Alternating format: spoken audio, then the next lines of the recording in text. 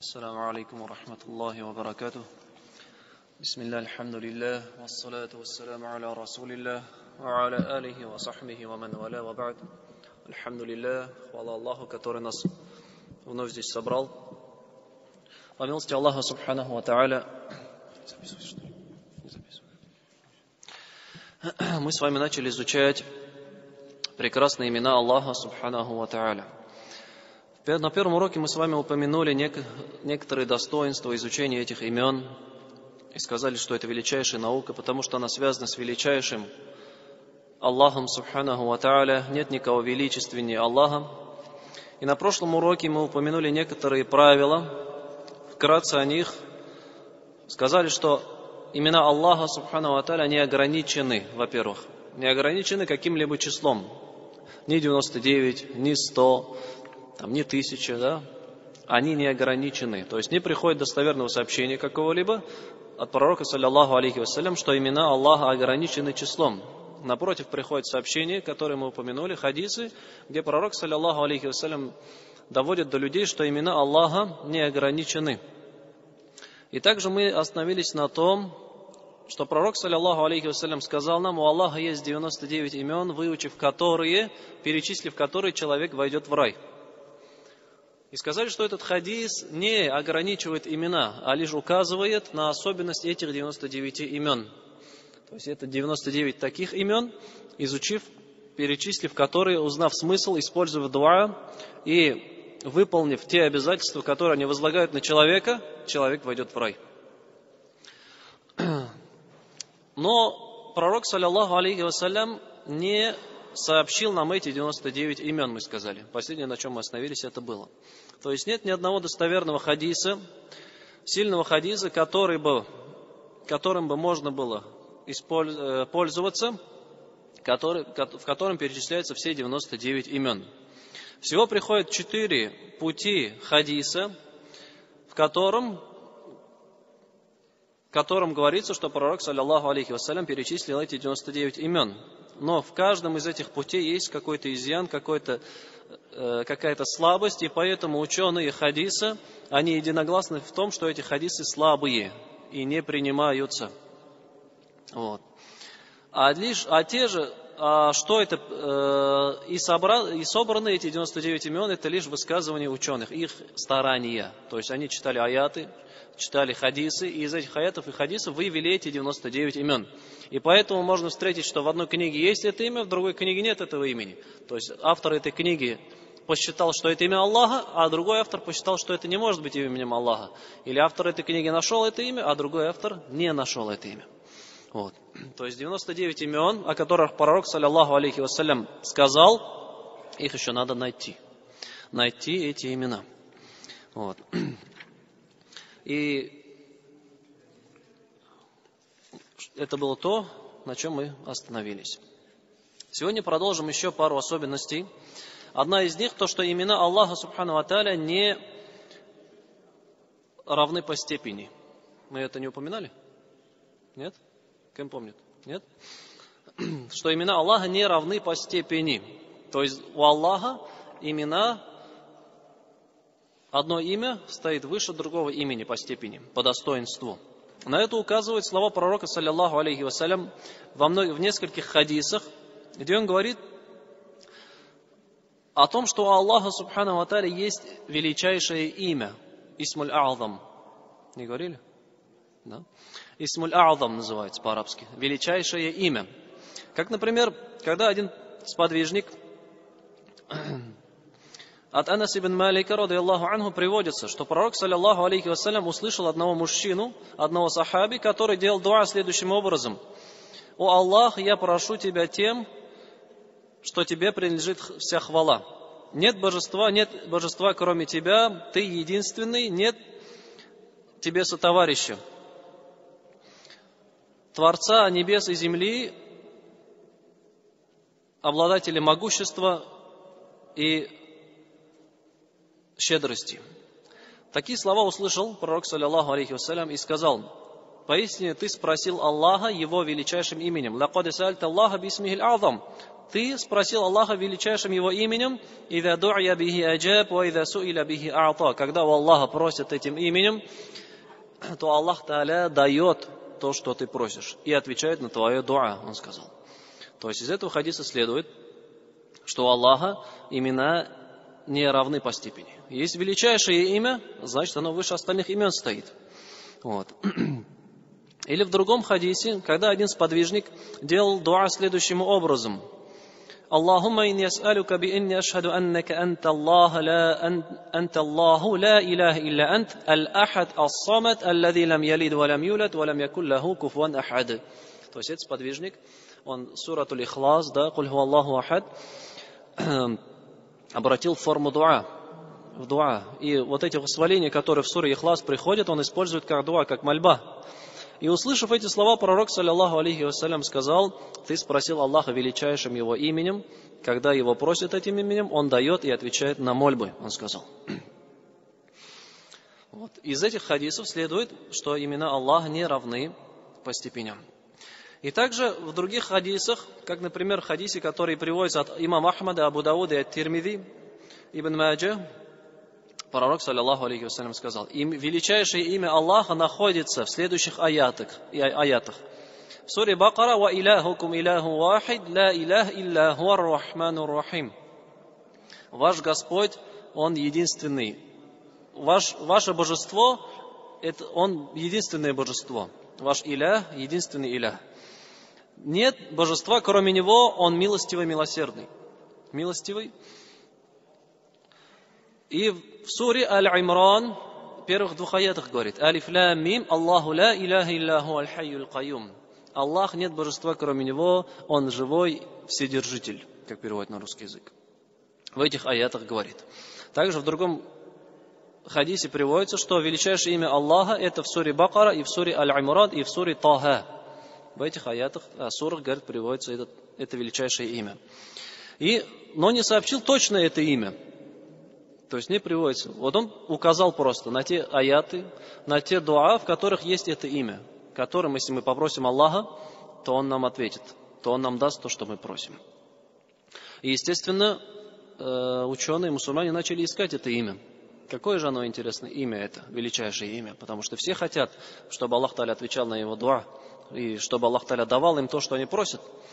И из этих аятов, из этих хадисов начали излагать разные мнения. Вот. Кто-то приводит из ученых, что даже до 40 вариантов дошло. Вот. То, что имя Аллаха, величайшее имя Аллаха, дошло аж до 40 вариантов, как приводит Аш-Шаукани. Вот. Здесь же мы упомянем 3 более самых вероятных имени, вот, в котором больше всего большинство ученых сходятся на этих именах. И первое имя это имя Аллах. Имя Аллах. Величайшее имя Аллаха, говорят, это Аллах.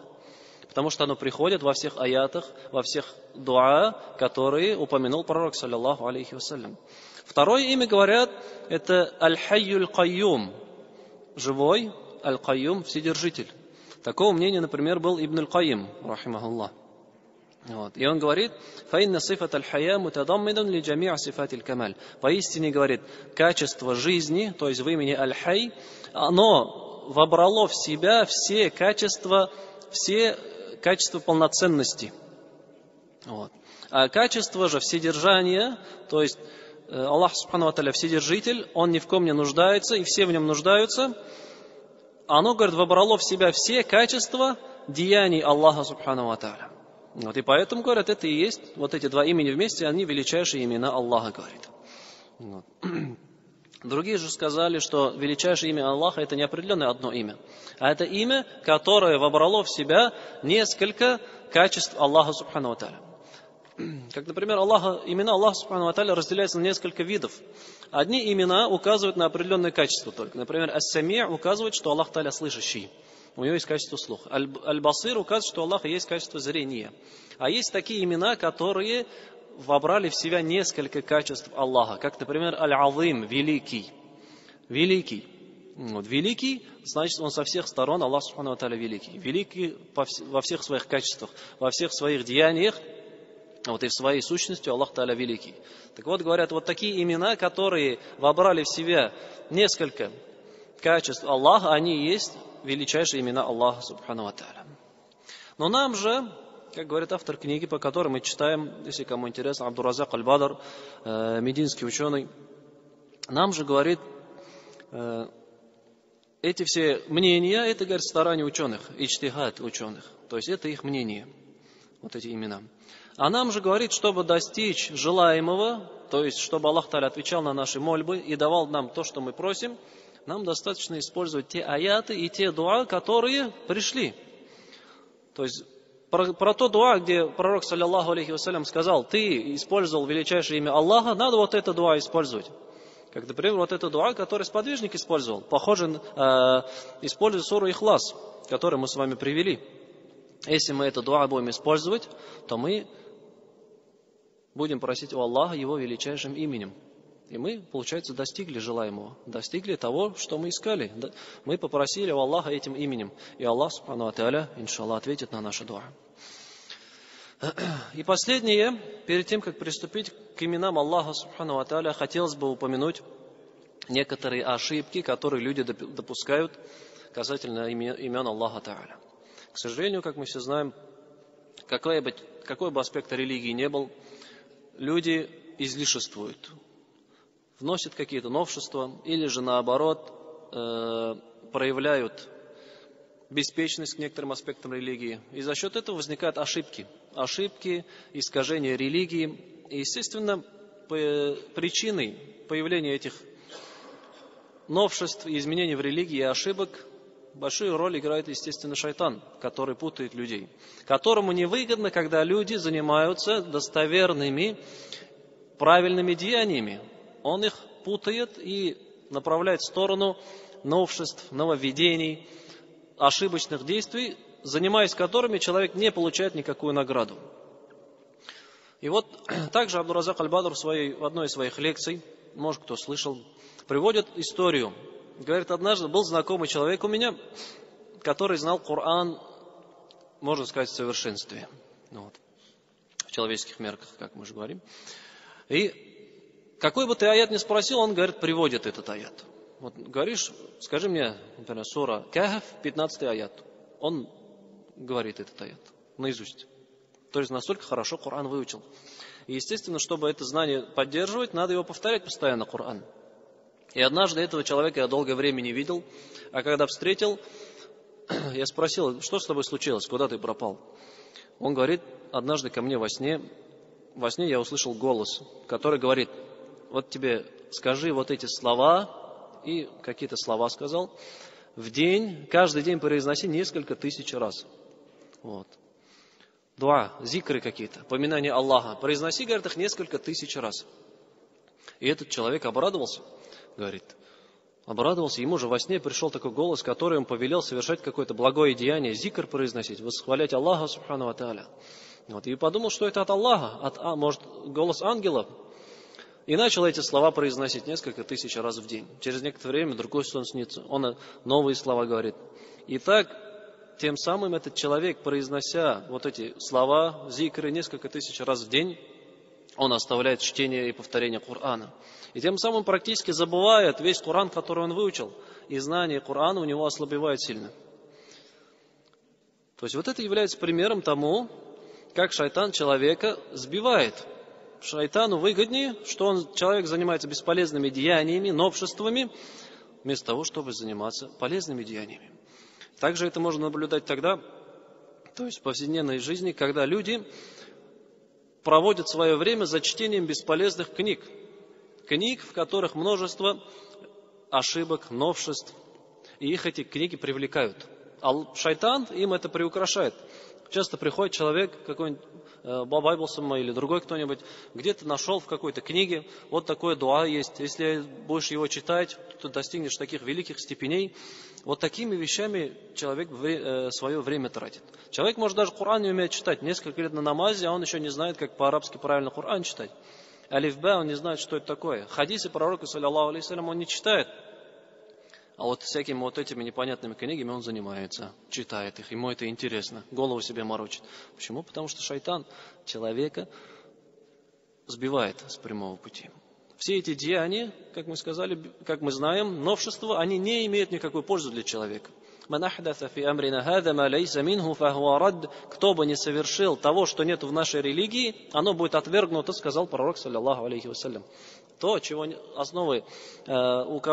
основы в религии, какое-либо деяние или слова, оно будет отвергнуто, не будет принято Аллахом. И вот человек, который 1000 раз там произносит какие-то слова, зикры, у которых нет основы в религии, он занимается бесполезным деянием. Напротив, он занимается греховным, потому что он привносит в религию Аллаха новшество. Вот. И в этой сфере, в именах Аллаха Субхану ва Тааля, тоже не обошлось без ошибок. Вот. И тут приведем некоторые примеры, некоторые ошибки, которыми люди занимаются. Одной из распространенных является полагать, что имена Аллаха обладают какими-то целебными свойствами. Вот. То есть распространено, например, от головной боли говорит, вот это имя надо читать, от боли в животе надо вот это имя читать, зуб болит, вот это имя надо читать. То есть от каждой боли, от каждого недуга есть какое-то имя, оказывается. Или группа имен, которые ты читаешь, и ты исцеляешься. Даже книги есть. Книги, в которых, например, 10 имен от такого-то недуга. 10 имен от такого-то недуга. На это все нет указаний в религии. Этому пророк, саллаллаху алейхи вассалям, нас не обучал.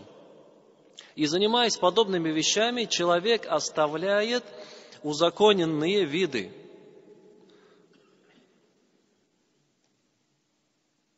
Как, например, мы знаем, что есть по-русски заклинание, да, Кораном. Это пришло.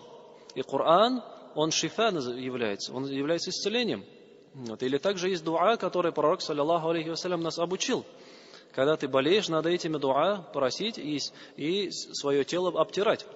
Такие есть хадисы достоверные. Человек, занимаясь вот этими бесполезными деяниями, оставляет вот эти истинные деяния. И не только он еще других заблуждает в этом деянии. Других заблуждает. Вот. Ладно, если он сам себя только лечит. А это может быть какой-нибудь Аби или Бабай, да, который прославился в деревне, там какой-то целитель. К нему люди приходят, и он их вот шел именами Ишкра, читает ему имена Аллаха. И тем самым он других людей тоже вводит в заблуждение. Второе, тоже распространенная ошибка, когда имена Аллаха пишут на какие-либо амулеты, бумаги и вешают дома, или в машине, или на шее, да, или у себя, на шее у ребенка, с убеждением, что эти надписи, что эти имена защищают человека от сглаза, от дурного. На это все тоже нет указания в религии. На это все нет основы в религии. Аллах, субхану ва тааля, тот, кто нас защищает. Лишь тогда, когда мы будем этими именами просить у Аллаха, чтобы Он нас защитил, Он будет нас защищать. А не просто повесив эти имена, они никакую пользу человеку не принесут. И также является распространенным вешать имена Аллаха для украшения дома, для украшения комнаты.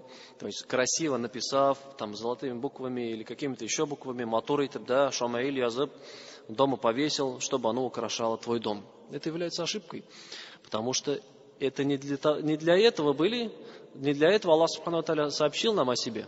Эти имена для того, чтобы мы Аллаха Тааля просили ими и использовали эти имена в своей жизни, делали деяния согласно этим именам.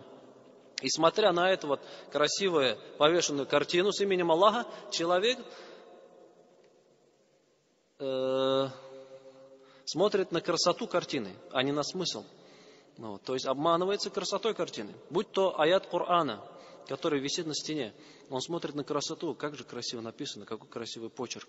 Он уже отвлекается от смысла аята, отвлекается от имени Аллаха субханаху ва тааля. Вот. Это тоже является ошибкой. Вот, то есть человек эти имена начинают терять смысл и используются лишь для того, чтобы пустое место у тебя на стене занять. Вот, не для этого Аллах субхану ва тааля нам эти имена сообщил. Вот. А если же мы вешаем эти имена для того, чтобы они нам напоминали об Аллахе субхану ва тааля, чтобы повторять эти имена, то в этом нет ничего плохого. Также является ошибкой и заблуждением полагать, что перечисление имен Аллаха в том хадисе, который мы упомянули, где пророк, саллаллаху алейхи вассалям, сказал: у Аллаха 99 имен, кто перечислит их, войдет в рай. Так вот, это полагать, что перечисление имеется в виду просто произнесение их языком, утром и вечером, в форме зикра, в форме поминания Аллаха. Например, утром встал, все имена повторил 100 раз, как зикр. И полагать, что вот за то, что я повторил вот эти имена наизусть или прочел, я войду в рай. Это является ошибкой, ошибочным пониманием хадиса. Мы уже объясняли, что значит перечислить имена Аллаха Тааля. Это значит понять смысл, использовать их в дуа и воспитывать в себе те качества, которые требуют от тебя эти имена. Как, например, имя Ас-Самия, слышащий, требует от тебя, чтобы ты следил за своими словами. Имя Аль-Басир, видящий, требует от тебя, чтобы ты следил за своими деяниями. Вот. Или имя Аль-Джамиль, красивый, требует от тебя, чтобы ты тоже был в прекрасной форме, выглядел красиво, как пророк, саллаллаху алейхи вассалям, сказал: «Инна Аллаха джамилин юхиббуль джамаль». Аллах красивый и любит прекрасное, красивое. И другие эти имена. То есть каждое имя от человека требует что-то, какое-то качество. Это и есть смысл хадиса — перечислить имена. Вот. А произношение их как стихи, как зикр, полагать, что вот когда я читаю стихами эти имена, перечисляю их, и я войду в рай, то это ошибочное понимание. Вот. А если же человек произносит эти имена, чтобы заучить, чтобы не забывать, чтобы вспоминать об Аллахе Субхану ва Тааля, чтобы вот эти имена не забылись у него, то в этом нет также ничего греховного.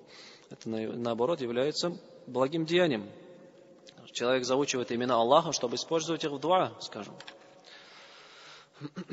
Также есть такое, что люди полагают, имена Аллаха дают какие-то сверхъестественные качества человеку. Вот. Тем самым, например, колдуны, прорицатели, да, экстрасенсы пользуются. Например, в исламских странах есть такое. Они знают, что мусульманин не пойдет к колдуну, нельзя к колдунам ходить. Как пророк, саллаллаху алейхи вассалям, кто сходил к колдуну, то 40 дней его намаз не принимается. А если ты ему поверил, то ты уже неверующим становишься, не становишься мусульманином. И он не пойдет. Но этот человек не преподносит себя как колдун, а преподносит себя, что я именами Аллаха заклинаю. Вот ты придешь ко мне, что-то потерял, мы имя Аллаха почитаем, и он нам покажет, где эта вещь находится. Или придешь ко мне, мы имя Аллаха почитаем, и он нам твою судьбу раскроет. В семье проблемы, приди, мы вот этим именем Аллаха почитаем, и у нас проблемы наладятся. Такие вот есть подходы. Вот такие есть заблуждения. И последняя ошибка, которая распространена у нас, и везде она распространена часто, можно наблюдать, это небрежное отношение к книгам, к журналам, к тетрадям, к бумагам, где написаны имена Аллаха Субхану ва Тааля. Это не просто имя Аллах, да? А все остальные имена: Ар-Рахман, Ар-Рахим, Аль-Малик, Аль-Куддус, Ас-Салям, Аль-Малик, Ар-Раб, другие имена, бумаги, на которых они написаны, есть небрежное отношение к ним. Бросать на пол или бросать вообще в мусорку, вот. Смешивать со всякими нечистотами. Вот, небрежное отношение к этим именам, оно есть. Это является великим упущением. Это проявление неуважения к именам Аллаха Тааля. Проявление неуважения к Аллаху Субхану ва Тааля. Вот. Может даже быть, сам относишься уважительно, но может быть такое, что ребенку купил какую-то книгу. Вот. Сейчас много книг для детей, также так ведь, где о пророках идет, об Аллахе Субхану ва Тааля написано. Он еще маленький, ребенок не понимает, и поэтому надо вместе с ним эти книги читать. То есть посадить на диван или посадить на кресло, на стул, не на полу где-нибудь, чтобы эта книга валялась на полу, и он ходил по ней, ползал по ней. Это является неуважением, проявление неуважения к именам Аллаха Субхану ва Тааля. А что же делать, скажем, с книгами, в которых имена Аллаха Тааля написаны, но они уже устарели, не читаются, вот, или ошибочные книги, да, как мы сказали, то эти стоит или сжигать, или закапывать. Стоит эти книги или сжигать, или закапывать, но ни в коем случае не выбрасывать в мусорку. Вот.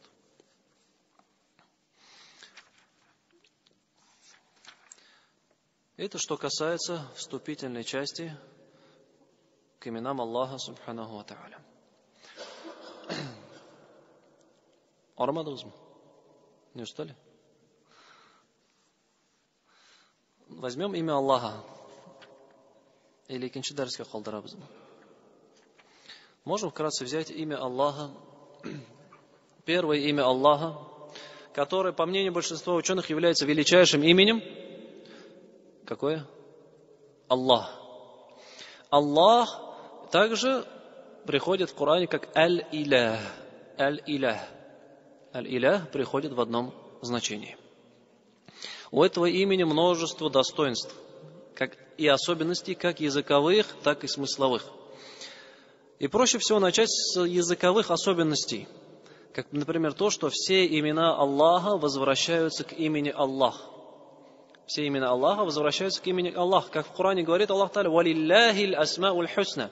У Аллаха прекрасные имена. Он не говорит у Ар-Рахмана прекрасные имена. Или не говорит у Аль-Малика прекрасные имена. Или у Аль-Кайюма прекрасные имена. Или у Ас-Сами'а прекрасные имена. Нет, он говорит, у Аллаха использует это имя. Что все имена возвращаются к Нему. И когда мы говорим, и также мы говорим, например, видящий — это имя Аллаха. Или слышащий — это имя Аллаха. Всезнающий — это имя Аллаха.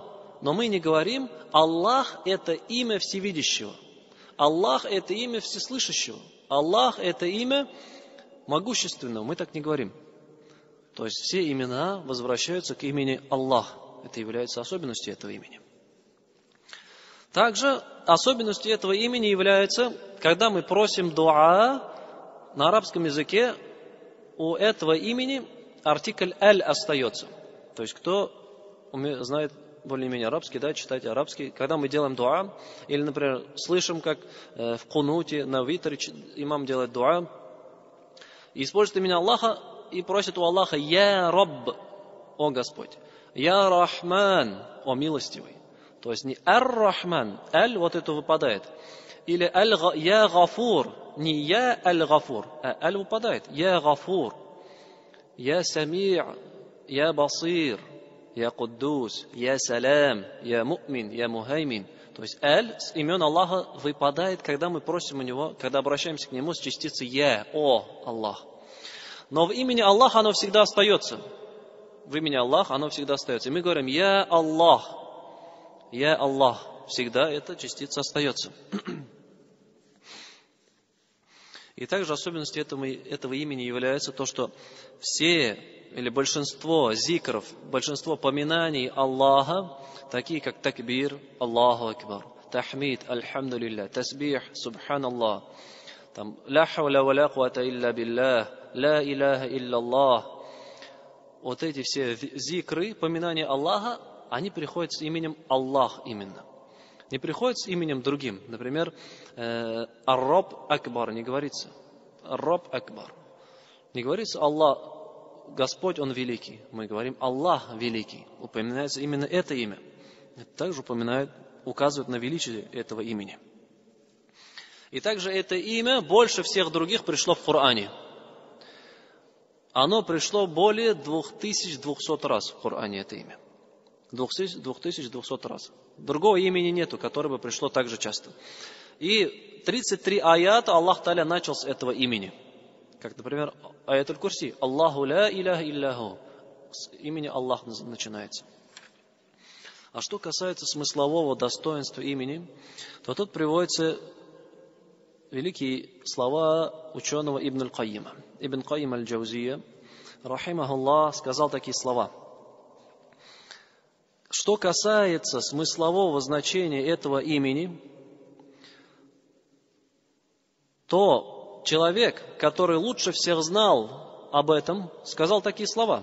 То есть пророк, саллаллаху алейхи вассалям, говорит: «Ла ухси санаан алейк ант кама аснайта аля нафсик». Я не могу перечислить достоинства твои так же, как ты перечислил себя. Пророк, саллаллаху алейхи вассалям, говорит: я не могу восхвалить тебя в той полной мере, в полной степени, как ты сам себя восхвалил. О Аллах, говорит. Даже пророк, саллаллаху алейхи вассалям, говорит, не мог упомянуть все достоинства Аллаха Та'аля. имени Аллах. И говорит, как же, говорит, можно упомянуть или пересчитать все достоинства этого имени, говорит. Ведь вся хвала, вся достоинство, все величие, вся красота, вся щедрость, все могущество, все благо и достоинство вобрало в себя вот это имя Аллах. И какой бы человек, говорит, в малости, то есть когда у человека мало чего-то, не упомянул это имя, не попросил у Аллаха этим именем: «О Аллах, преувеличь мое богатство», он бы говорит, то ему, говорит, преувеличит Аллах Тааля. И какой бы, говорит, человек при страхе не упомянул это имя, Аллах Тааля развеет этот страх с его сердца. И какой бы человек не упомянул это имя в трудности, то Аллах, Он облегчит ему. И какой бы человек не упомянул, когда жизнь стала тесной, когда жизнь сжалась, то Аллах Тааля непременно расширит ему блага. И какой бы слабый человек не упомянул это имя, то Аллах укрепит его. Какой бы униженный человек не сказал это имя, не прибегнул к Аллаху этим именем, то Аллах возвысит его. И какой бы бедняк не попросил Аллаха этим именем, Аллах Тааля обогатит его.